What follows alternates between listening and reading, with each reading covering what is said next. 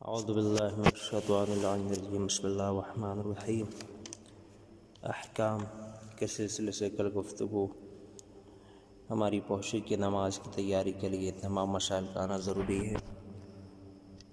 کچھ گفتگو پیچھے باقی رہ گئی تھی، اسے آج پیش کر دیا جائے کہ وہ مقامات جہاں پر نماز پڑھنا مستحب ہے وہ کون سے ہیں۔ اسلام کی مقدس شریعت میں بہت تاکید کی گئی ہے کہ نماز مسجد میں پڑھی جائے۔ دنیا بھر کی ساری مسجدوں میں سب سے بہتر مسجد مسجد الحرام اور اس کے بعد مسجد نبوی ہے، اور اس کے بعد مسجد کوفہ، اور اس کے بعد مسجد بیت المقدس کا درجہ ہے۔ اس کے بعد شہر کی جامع مسجد، اور اس کے بعد محلے کی مسجد، اور اس کے بعد بازار کی مسجد کا نمبر آتا ہے۔ عورتوں کے لیے بہتر ہے کہ نماز ایسی جگہ پڑھے جو نامحرم سے محفوظ ہونے کے لحاظ سے دوسری جگہوں سے بہتر ہو، چاہے وہ جگہ مکان یا مسجد یا کوئی اور جگہ ہو، کہ جہاں پہ نامحرم سے محفوظ ہوں وہاں پہ نماز پڑھیں۔ ائمہ اہل بیت علیہم السلام کے حرموں میں نماز پڑھنا مستحب ہے، بلکہ مسجد میں نماز پڑھنے سے بہتر ہے، اور روایت ہے کہ حضرت امیر المومنین علیہ السلام کے حرم پاک میں نماز پڑھنا 2 لاکھ نمازوں کے برابر ہے۔ سبحان اللہ۔ لہٰذا یہ وہ جگہ ہیں کہ جہاں پہ نماز پڑھنا مستحب ہے۔ وہ مقامات کہ جہاں پہ نماز پڑھنا مکروہ ہے وہ کون سی ہیں؟ چند مقامات پر نماز پڑھنا مکروہ ہے، جن میں سے چند یہ ہیں۔ نمبر 1، حمام میں نماز پڑھنا، وہ نہانے کے لیے جو بنا گیا آپ کا ہے، جسے باتھ روم کہا جاتا ہے، وہ حمام کے اندر نماز پڑھنا مکروہ ہے۔ شورادار زمین، ایسی زمین کہ جہاں پہ جو نمکین جیسی ہو، نمکینی ہو۔ نمبر 3، کسی انسان کے سامنے کھڑے ہو کے نماز پڑھنا۔ نمبر 4، اس دروازے کے سامنے نماز پڑھنا جو کھلا ہوا ہو، مکروہ ہے۔ سڑک اور گلی کوچے میں نماز پڑھنا بشرطے کہ گزرنے والوں کے لیے باعث زحمت نہ ہو، لیکن اگر انہیں گزرنے والوں کے لیے باعث زحمت ہو تو اس راستے میں رکاوٹ ڈالنا حرام ہے۔ نمبر 6، آگ اور چراغ کے سامنے کھڑے ہو کے نماز پڑھنا۔ نمبر 7، باورچی خانے میں اور ہر اس جگہ جہاں آگ روشن ہو وہاں نماز پڑھنا مکروہ ہے۔ نمبر 8، ایسے کنویں اور گڑھے کے سامنے جس میں پیشاب کیا جاتا ہو نماز پڑھنا مکروہ ہے۔ نمبر 9، جاندار کے فوٹو یا مجسمے کے سامنے کھڑے ہو کر نماز پڑھنا مکروہ ہے، مگر یہ کہ اسے ڈھانپ دیا جائے تو کراہت ختم ہو جاتی ہے۔ نمبر 10، ایسے کمرے میں نماز پڑھنا جس میں مجنب شخص موجود ہو۔ نمبر 11، جس جگہ فوٹو ہو چاہے وہ نماز پڑھنے والے کے سامنے نہ ہو وہاں پہ نماز پڑھنا مکروہ ہے۔ نمبر 12، قبر کے سامنے کھڑے ہو کے نماز پڑھنا مکروہ ہے۔ نمبر 13، قبر کے اوپر نماز پڑھنا مکروہ ہے۔ نمبر 14، 2 قبروں کے درمیان کھڑے ہو کے نماز پڑھنا مکروہ ہے۔ نمبر 15، قبرستان میں نماز پڑھنا مکروہ ہے۔ اب مسجد کے احکام میں سے آپ کے سامنے کل کچھ مسجد کے احکام پیش کیے گئے۔ ایک جملہ کہہ دیا جائے کہ مسجد کی زمین اندرونی اور بیرونی، اندر کی ہو یا باہر کی ہو، چھت اور اندرونی دیوار، چھت کو اور اندر کی دیوار کو نجس کرنا حرام ہے۔ مسجد کی جو زمین ہے چاہے اندر کی ہو یا باہر کی ہو، بیرونی چھت اور اندرونی دیوار کو نجس کرنا حرام ہے، اور جس شخص کو پتہ چلے کہ ان میں سے کوئی مقام نجس ہو گیا ہے تو ضروری ہے کہ اس کی نجاست کو فوراً دور کرے۔ اور احتیاط مستحب یہ ہے کہ مسجد کی دیوار کے بیرونی حصے کو بھی نجس نہ کیا جائے، یعنی فوری طور پہ اسے پاک کیا جائے، نجس نہ کیا جائے۔ نجس کرنا ہی حرام ہے۔ مسجد کی زمین اندرونی اور بیرونی، اور چھت اور اندرونی دیوار کو اور بیرونی دیوار کو بھی نجس کرنا حرام ہے۔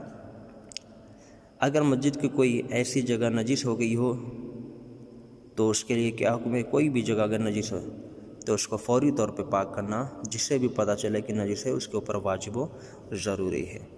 اب اس کے بعد آپ کے سامنے نماز کے لیے جب ہم کھڑے ہوتے ہیں تو سب سے پہلے کن چیزوں کی ضرورت ہوتی ہے انشاءاللہ پیش کرتے ہیں کہ سب سے پہلی چیز اذان اور اقامت ہے۔ تو اذان اور اقامت یومیہ نمازوں سے پہلے مستحب ہے، یعنی جو روزانہ کی نماز ہیں صبح ظہر عصر مغرب عشاء واجبی نماز، ان واجبی نمازوں سے پہلے اذان اور اقامت کہنا مستحب ہے۔ اذان کیا ہے؟ کہ اذان کے اندر اللہ اکبر 4 مرتبہ، اشہد ان لا الہ الا اللہ 2 مرتبہ، اشہد ان محمد رسول اللہ 2 مرتبہ، اشہد ان امیر المؤمنین و امام المتقین علی ولی اللہ و وصی رسول اللہ و خلیفتہ بلا فاصلہ 2 مرتبہ کہنا ہے، حی علی الصلاۃ 2 مرتبہ کہنا ہے، حی علی الفلاح 2 مرتبہ کہنا ہے، حی علی خیر العمل 2 مرتبہ کہنا ہے، اللہ اکبر 2 مرتبہ کہنا ہے، لا الہ الا اللہ 2 مرتبہ کہنا ہے۔ اب اس کے بعد اقامت کا نمبر آتا ہے، بالکل اذان کی جیسی اقامت ہیں، بس شروع میں اللہ اکبر 4 کے بجائے اقامت میں 2 مرتبہ ہے، آخر میں لا الہ الا اللہ 2 کے بجائے 1 مرتبہ ہے، اور حی علی خیر العمل اور اللہ اکبر کے بیچ میں قد قامت الصلاۃ 2 مرتبہ اضافہ ہے۔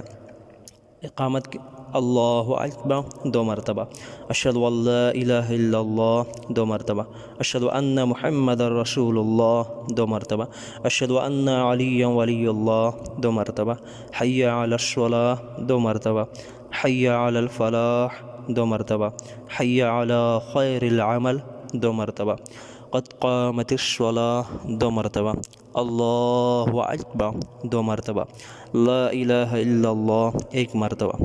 اس کے اندر کلمہ اشہد ان علی ولی اللہ اذان و اقامت کا جز نہیں ہے، لیکن اشہد ان محمد رسول اللہ کے بعد قربت کی نیت کے ساتھ کہنا بہتر ہے۔ یہ جزء اذان نہیں بلکہ جزء ایمان ہے۔ اذان و اقامت کے کچھ مسائل، اذان و اقامت وقت نماز داخل ہو جانے کے بعد کہنا چاہیے، اگر وقت سے پہلے کہہ دے تو باطل ہے۔ اقامت کی جگہ اذان کے بعد ہے، لہذا اسے اذان سے پہلے کہنا صحیح نہیں ہے۔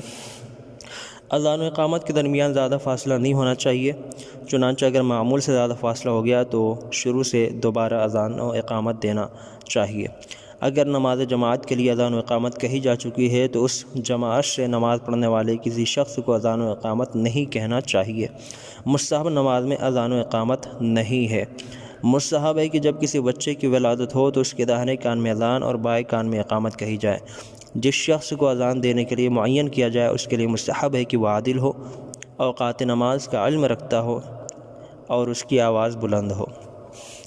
اور یہ اذان و اقامت کے مسائل پیش کر دیے گئے۔ آخر میں آپ کے سامنے خلاصہ پیش کر دیا جائے کہ جس جگہ نماز پڑھی جائے اس کی شرطیں یہ ہیں جو کل بتائی گئی تھی آخر میں، کہ وہ جگہ مباح ہونی چاہیے، حرکت اس جگہ میں نہیں ہونی چاہیے، تنگ اور بہت نیچی چھت نہیں ہونی چاہیے، پیشانی رکھنے کی جگہ پاک ہونی چاہیے، ناہموار زمین نہیں ہونی چاہیے، اگر نجس جگہ ہے تو نجاست بدن یا لباس میں نہ لگے ایسی جگہ ہو، اور غصبی جگہ پر نماز پڑھنا باطل ہے۔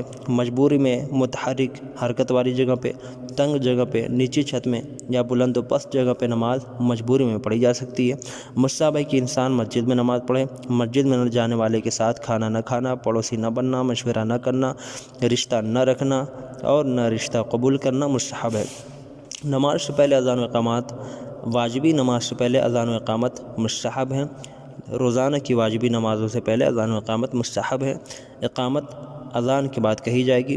جس نماز جماعت میں اذان و اقامت کہی جا چکی ہے اس میں اپنی نماز کے لیے الگ سے اذان یا اقامت نہ کہی جائے۔ جب کوئی بچہ پیدا ہو تو اس کے داہنے کان میں اذان اور بائیں کان میں اقامت کہنا مستحب ہے۔ یہ خلاصہ پیش کر دیا گیا۔ اب آپ کے سامنے واجبات نماز میں تھوڑا سا شروع کر دیا جائے تاکہ کل آسانی ہو کہ نماز اللہ اکبر سے شروع ہوتی ہے اور سلام پہ ختم ہوتی ہے۔ تکبیرۃ الاحرام اسی کو کہا جاتا ہے۔ جو کچھ بھی نماز میں انجام دیا جاتا ہے وہ یا واجب ہے یا مستحب ہے۔ واجبات نماز 11 ہیں، جن میں سے بعض رکن ہیں اور بعض غیر رکن ہیں۔ واجبات نماز کتنے ہیں؟ 11 ہیں۔ ان میں سے بعض رکن ہیں، بعض غیر رکن ہیں۔ رکن کا کیا مطلب اور غیر رکن کا کیا مطلب؟ رکن نماز کے ارکان یعنی اس کے بنیادی اجزاء میں شمار ہوتے ہیں، چنانچہ ان میں کمی یا زیادتی چاہے بھولے سے ہو نماز کو باطل کر دیتی ہے۔ ارکان کے علاوہ دوسرے واجبات کو بھی انجام دینا لازم ہے، لیکن اگر ان میں سے کوئی بھولے سے کمی یا زیادہ ہو جائے تو نماز باطل نہیں ہوتی۔ تو رکن اور غیر رکن میں فرق یہ ہے کہ رکن وہ ہوتا ہے کہ جس کو جان بوجھ کر یا غلطی سے اگر چھوڑ دیا جائے تو نماز باطل ہو جاتی ہے، اور اگر غیر رکن یعنی واجبات کو انجام دینا واجب و ضروری ہوتا ہے، لیکن اگر ان میں سے کوئی بھولے سے کم یا زیادہ ہو جائے تو نماز باطل نہیں ہوتی۔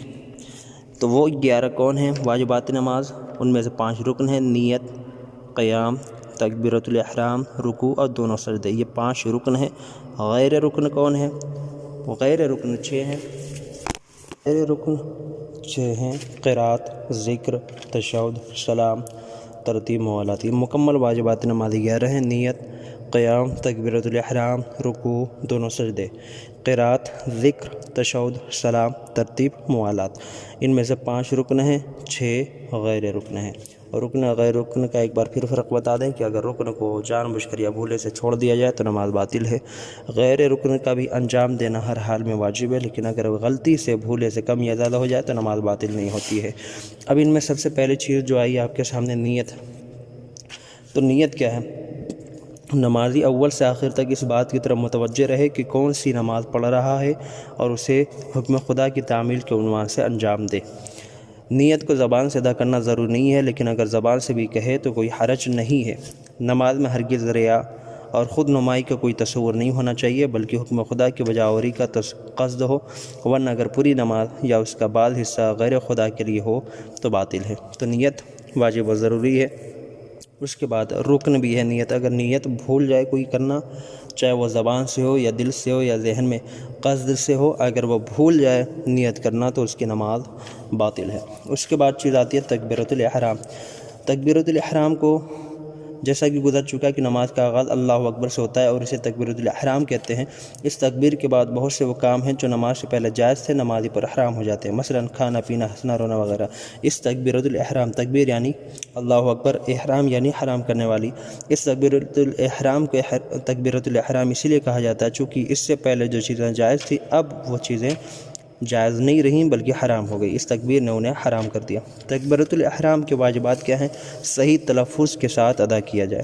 اللہ اکبر کہتے وقت بدن میں حرکت نہ ہو بلکہ بدن سکون کی حالت میں ہو۔ تکبیرۃ الاحرام کو اس طرح کہے کہ اگر کوئی مانن نہ ہو تو کم از کم خود سن سکے، یعنی بہت آہستہ سے نہ کہے، بہت آہستہ سے نہ کہے۔